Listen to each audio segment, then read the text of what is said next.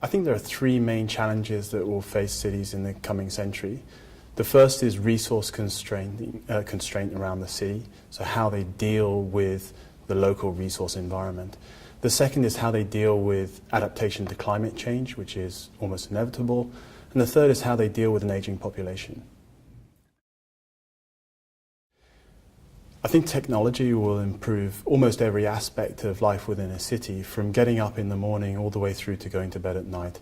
I think it will improve the places that we live, it will improve the places that we work, and it will certainly improve the way that we get from where we live to where we work. But just as importantly, what people do in the city. Technology will drive every single aspect of that, will make it more effective, more efficient, more fulfilling.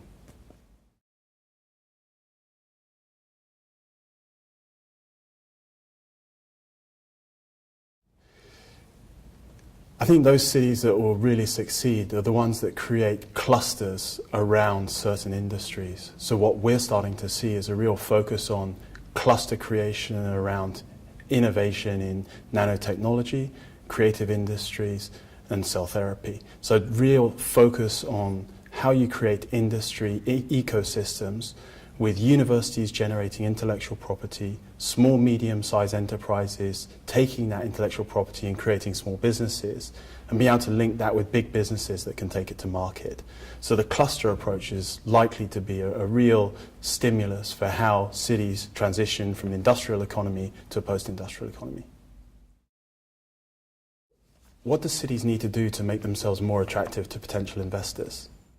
I think it all boils down to human capital. Those cities that can deliver the best talent will make themselves the most attractive place for companies to come and work. I think in addition to that, identification of good premises, but also good digital infrastructure will be increasingly important for both entrepreneurs, small, medium-sized enterprises, and big institutions that want to do research and development.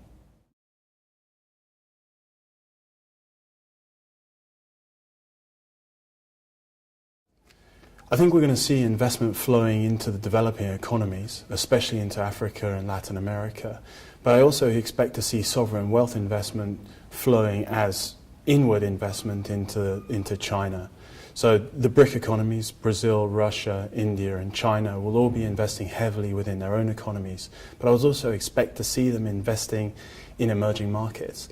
And I think those cities will both be the growing and most successful ones globally.